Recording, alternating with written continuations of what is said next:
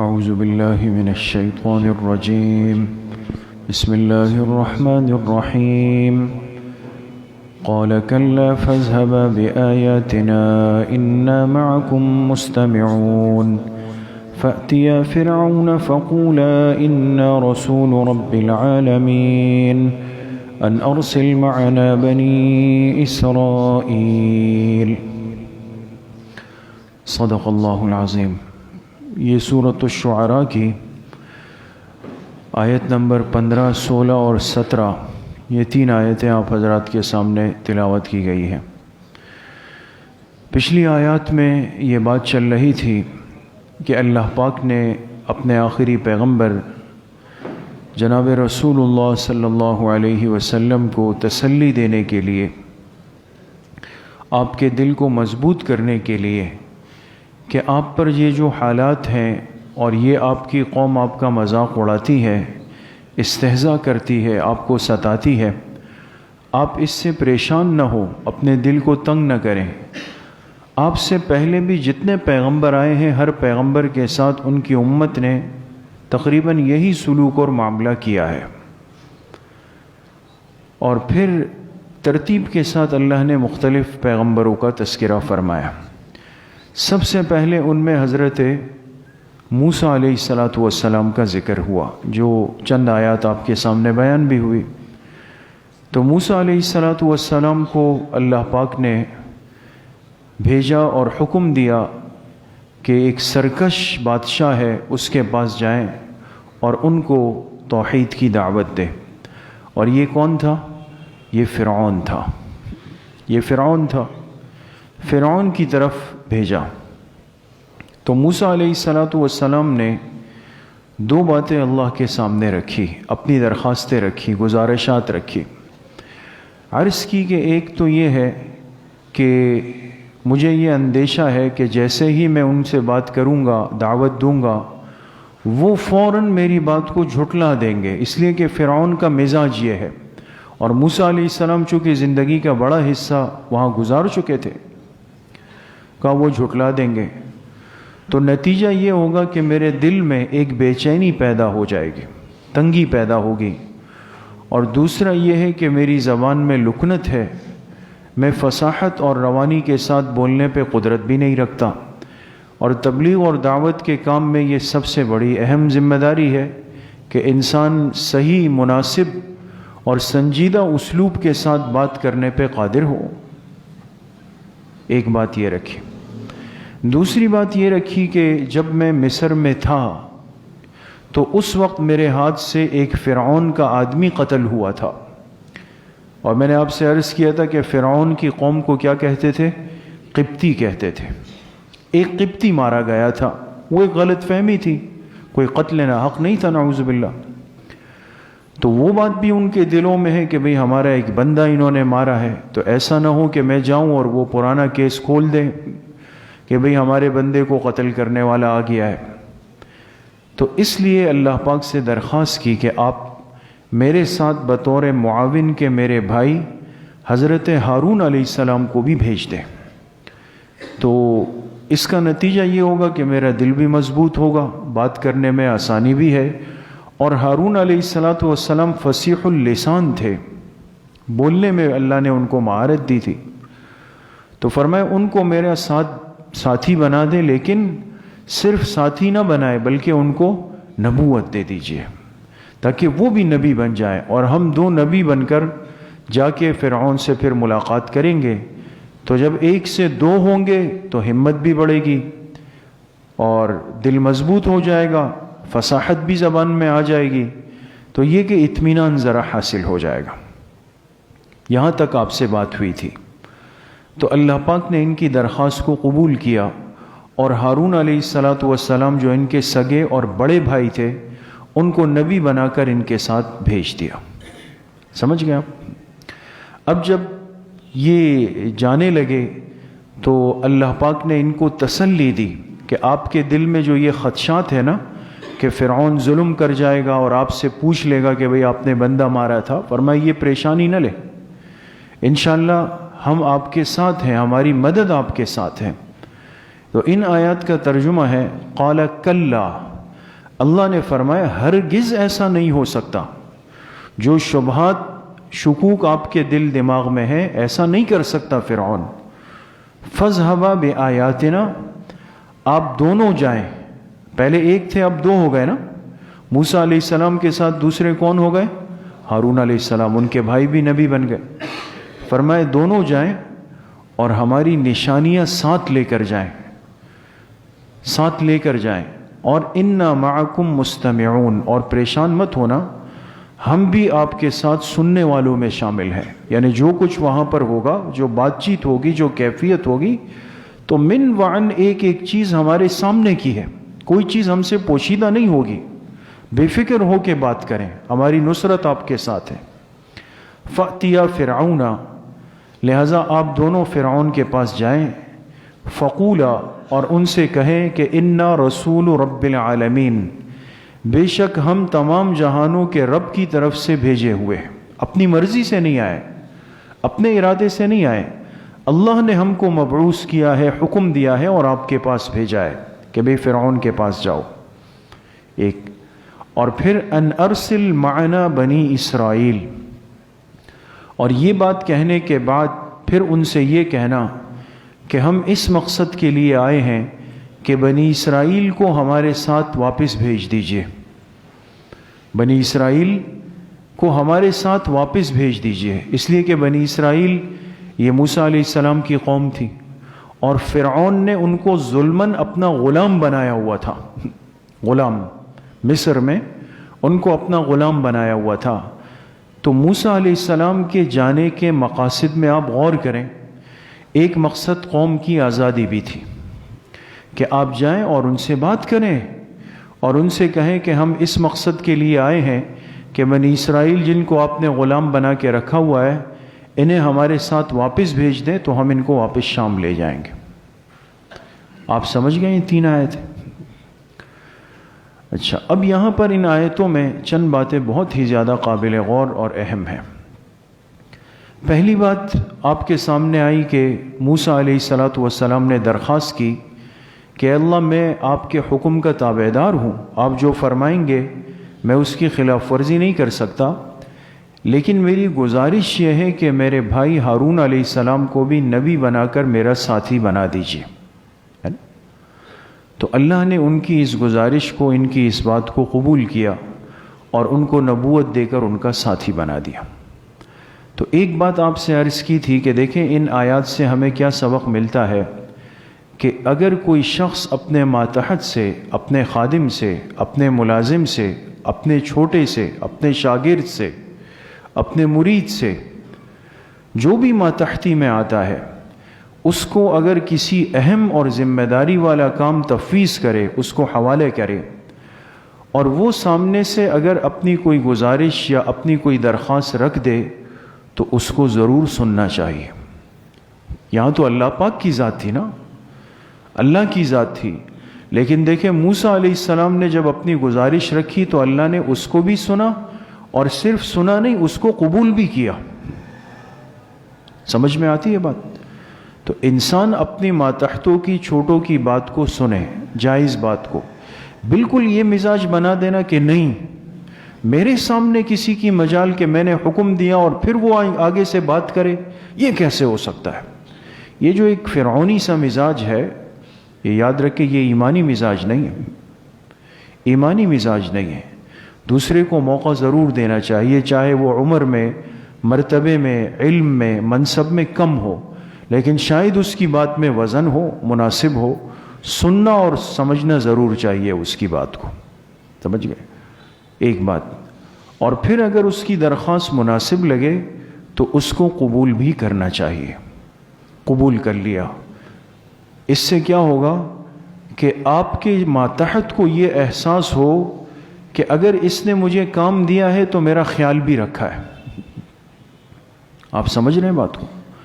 آج ہم میں سے ہر ساتھی کو یہ شکوہ تو ضرور ہے کہ بھئی میرے ملازم، میرے خدام، میرے کام کرنے والے اور میرے ایجنٹ، میرے فلاں، وہ ڈنڈی مارتے ہیں، وہ میرے ساتھ ہاتھ کرتے ہیں، ہے نا؟ ہر آدمی یہ گلہ کرتا ہے کہ بھئی وہ دو نمبری کرتے ہیں، یہ کرتے ہیں، وہ کرتے ہیں۔ وہ اس لیے کرتے ہیں کہ ہم ان کی ضروریات کو پورا نہیں کرتے. یہ تو انسان ہے, اس کی بھی زندگی ہے. آپ اس کی ضرورت کو پورا کریں اور خود تجربہ کر لیں کہ جہاں انسان اپنے ماتحت کی ضروریات کو سمجھ کے اس کا خیال رکھتا ہے, وہ اس کا انتہائی درجے کا وفادار بن جاتا ہے. یہ وفاداری ڈنڈے کی بنیاد پہ کبھی بھی نہیں آتی دوستوں, کہ آپ کسی کے سر پہ ڈنڈا رکھیں اور وہ آپ کا وفادار بنے. وفاداری تو محبت کا رشتہ ہے. آپ اس کی ضروریات کو, اس کی بات کا آپ خیال رکھیں اور وہ آپ کی بات کا خیال رکھے گا.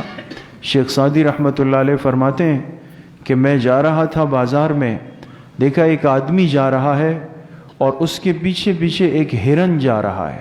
ہرن جانتے ہیں دوست, ہے نا؟ اب دیکھیں, ہرن وحشی جانور ہے.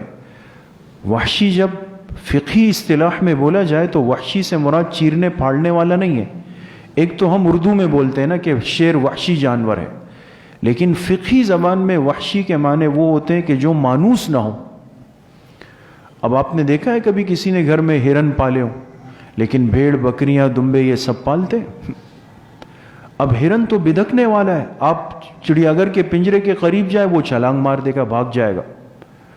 اب شیخ سعدی فرماتے میں حیران ہوا کہ ہرن تو توحش ہے, وحشی ہے, بھاگنے والا ہے, اور اس آدمی کے پیچھے پیچھے جا رہا ہے. تو میں نے بہت غور کیا کہ بھئی کوئی رسی ہے بیچ میں, رسی بھی نظر نہیں آ رہی.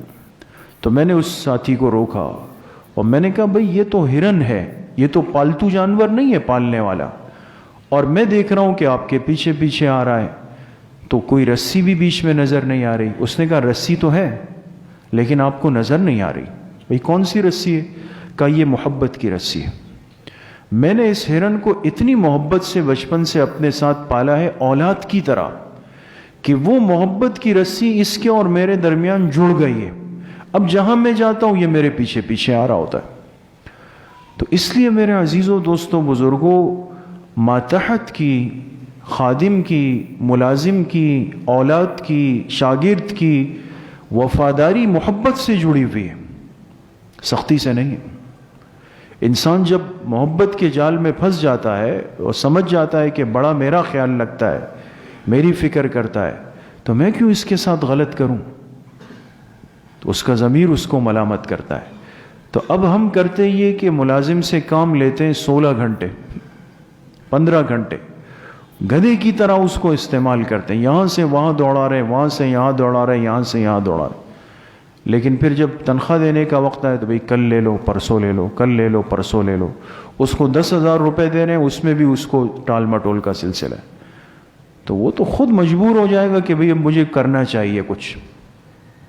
تو دیکھیں, قرآن کو سمجھنا چاہیے. اللہ پاک نے اپنے ایک پیغمبر کی درخواست کو سنا اور پھر اس کو قبول بھی کر لیا, ان کو ساتھی دے دیے کہ آپ چلے جائیں. ایک بات. دوسری بات جو قابل غور ہے, اللہ نے فرمایا فَاذْهَبَا بِآيَاتِنَا, آپ دونوں جائیں, ہماری نشانیاں ساتھ لے کر جائیں. پیغمبر کو کون سی نشانیاں دی جاتی ہیں؟ معجزات, ہے نا. تو یہاں مفسرین نے لکھا کہ 2 نشانیاں اللہ نے اس وقت دی, ایک عصا اور ایک ید بیضاء. عصا دیا, ایک لاٹھی دی, جو لاٹھی جو ہے موسیٰ علیہ السلام کے ہاتھ میں ہوتی تو بڑی کارآمد تھی. اور ایک ید بیضاء دیا, ہاتھ سفید ہاتھ. اس کا مطلب یہ ہے کہ اللہ نے یہ صفت دی اس ہاتھ کو کہ موسیٰ علیہ السلام جب ہاتھ بغل میں دبا دیتے تو وہ جل جاتا, جیسے ایک ٹارچ نہیں ہوتی اس طرح روشنی کرتا, اور پھر جب بجھانے کے چاہتے تو اس کو دوبارہ بغل میں رکھ لیتے, وہ بجھ جاتا. تو یہ معجزہ ہے نا, ہمارے ہاتھ میں تو ایسا نہیں ہو سکتا. تو 2 معجزات دے کر اللہ نے موسیٰ علیہ السلام کو بھیجا کہ بھئی آپ یہ اپنے ساتھ لے کر جائیں. اور کس کے پاس جائیں؟ فرعون کے پاس جائیں. اب دیکھیں اس سے کیا سمجھ میں آیا کہ انسان جب دین کا کام, دعوت کا کام, تبلیغ کا کام, کسی کو سمجھانے کا کام, اصلاح کا کام کرتا ہے تو پھر وہاں کے تقاضوں اور ضروریات کو بھی ضرور دیکھنا چاہیے, اس کو بھی دیکھنا چاہیے. ہر آدمی ایک ترتیب پہ نہیں چلتا دوستو, ہر ایک کی ذہنی سطح کو سمجھنا پڑے گا. اس لیے دیکھیں نا, ان لوگوں کے لیے اللہ کے پیغمبر آئے ہیں جو کائنات کے سب سے بڑے لوگ ہیں. لیکن ان کو بھیجا کہ آپ جائیں، آپ بات کریں۔ عام انسان کو بھی تو اللہ پاک بھیج سکتے تھے، لیکن انسان کو سمجھایا کہ ہر ایک سے بات کرنے کے لیے کچھ لوگ ہوتے ہیں، ہر ایک سے بات نہیں کر سکتا، اور ہر ایک بات کو فوراً قبول بھی نہیں کرتا، اس لیے کہ ذہن جو ہے وہ بالکل الگ ہوتا ہے۔ اس لیے جب حضور علیہ السلام نے، آپ جانتے ہیں، پوری دنیا کے بادشاہوں کو خطوط لکھے تھے نا، والا نامے لکھے تھے، تو جب اس کے لکھنے کا وقت آیا اور آپ بھیجنے لگے تو دو باتیں بہت سمجھنے کی ہے سیرت میں دوستو۔ ایک اہم بات یہ کہ آپ علیہ السلام جب خط بھیجنے لگے تو حضرت سلمان فارسی رضی اللہ عنہ نے فرمایا کہ میں عجم کے بادشاہوں کا مزاج جانتا ہوں، وہ خط اس وقت تک نہیں پڑھتے جب تک اس پہ مہر نہ لگی ہو، ہے نا؟ اس سے پہلے آپ علیہ السلام کے پاس انگوٹھی نہیں تھی، اس سے پہلے نہیں بنائی گئی، یہ مہر اس وقت بنی، تو بادشاہ اس وقت خط کو قبول کریں گے جب انگوٹھی کی مہر لگی ہوگی اس میں۔ تو دیکھیں یہ ان کی ایک ضرورت اور تقاضا تھا، تو آپ علیہ السلام نے بنائی اور اس ضرورت کو پورا کیا۔ آپ اگر اپنا کام کرنا چاہتے ہیں کہ بھئی آپ کے یہ ڈاکیومنٹس آگے قبول ہو جائے تو ریکوائرمنٹ کو بھی تو دیکھیں گے نا۔ آپ کہیں نہیں بس بھیج دو یار ہو جائے گا، یہ کیسے ہو سکتا؟ تو مہر لگائی، ایک بات۔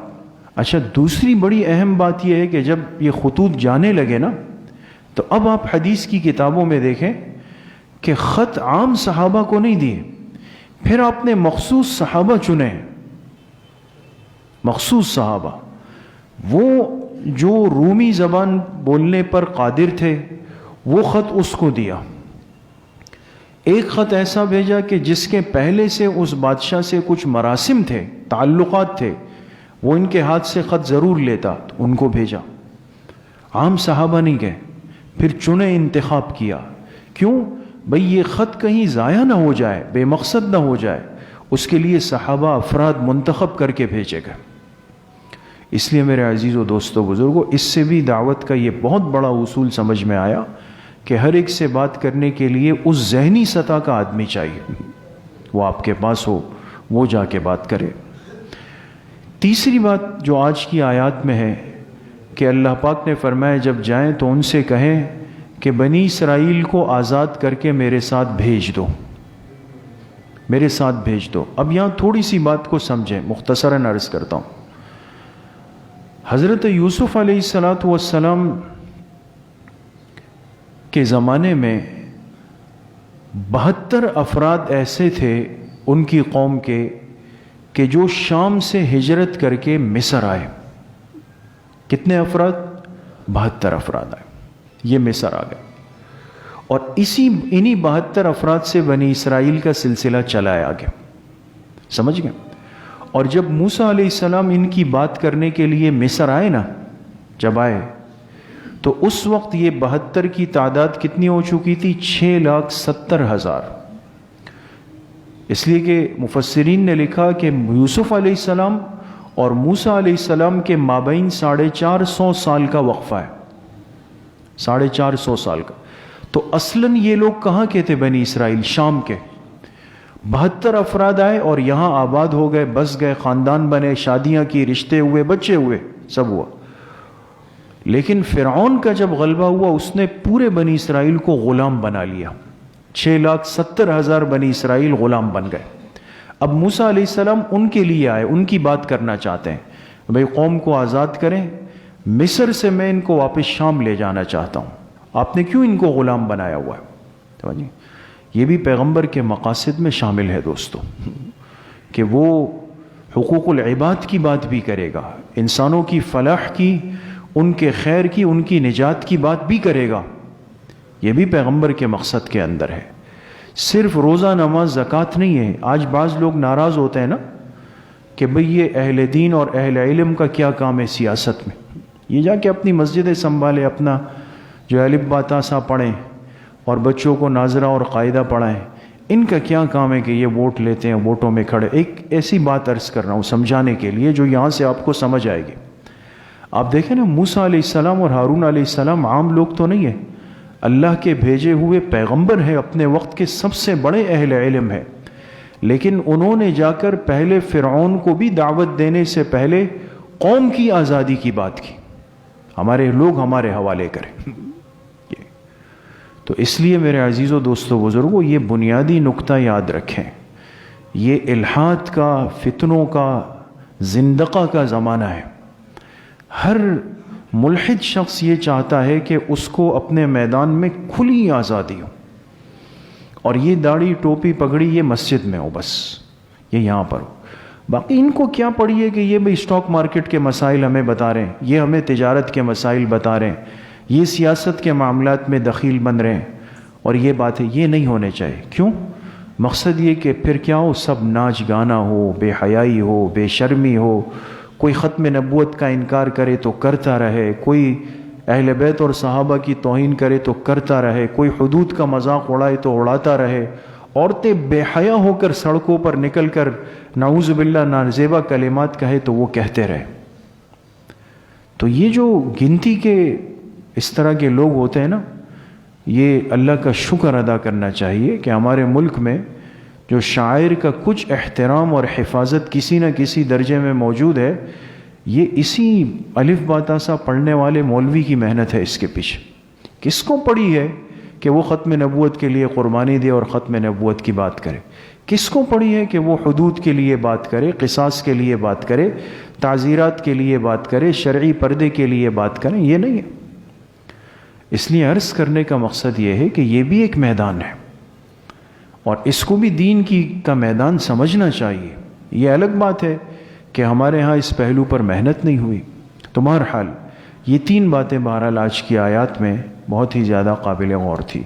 اب جب یہ حضرات گئے، پھر فرعون نے کیا جواب دیا، وہ کل کی آیات میں انشاءاللہ اللہ پاک صحیح عمل کی توفیق نصیب فرمائے۔ وآخر دعوانا ان الحمد للہ رب العالمین۔ انشاءاللہ حسب ترتیب کل صبح 11 بجے بنات کے مدرسے میں مستورات کی اصلاحی مجلس ہوگی 11:30 بجے تک، اور عصر کی نماز کے بعد انشاءاللہ مسجد میں طلباء اور ساتھیوں کے لیے ذکر اور مراقبے کی مجلس ہوگی۔ تمام ساتھی اہتمام سے شرکت فرمائیں۔ الحمدللہ رب العالمین والصلاة والسلام علی سید الانبیاء۔